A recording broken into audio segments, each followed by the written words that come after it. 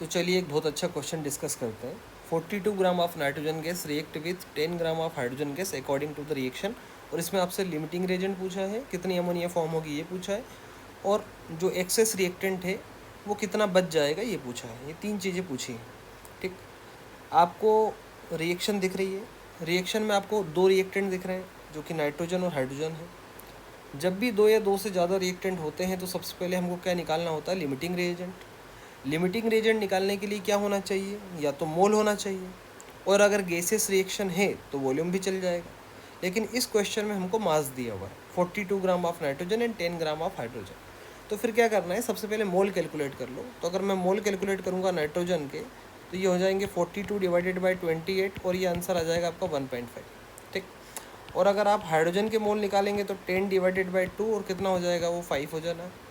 ठीक, अब क्या करना है इस क्वेश्चन में?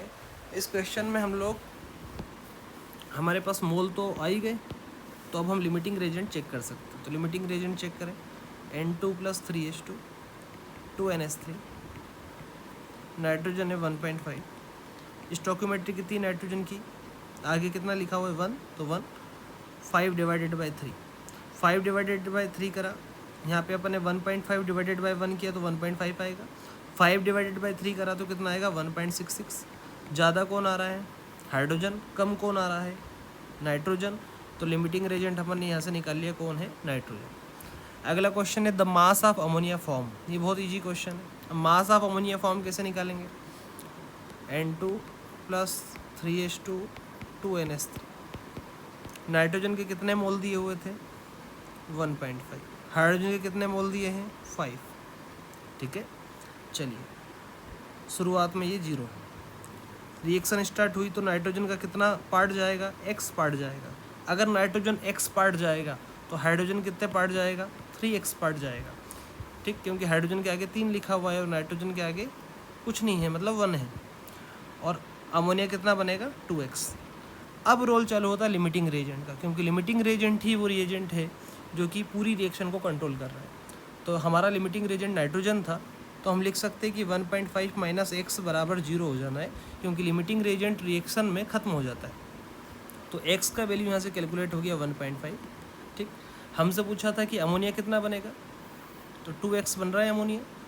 2 × 1.5, तो आंसर आ गया 3। मतलब हमारे पास कितने मोल अमोनिया बनेंगी? 3 मोल अमोनिया बनेगी। ठीक, और यहाँ से हमसे पूछा है the mass of ammonia form. तो अगर मोल पूछे जाए तो आपका कौन सा, कितने मोल आए हैं? 3 मोल। ठीक, तो 3 मोल आए।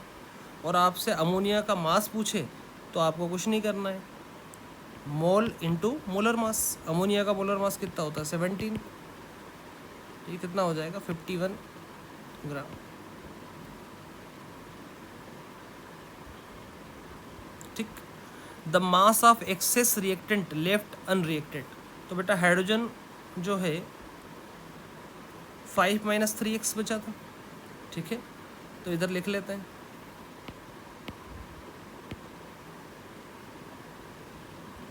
5 - 3x, 5 - 3, और x की वैल्यू कितनी थी? 1.5।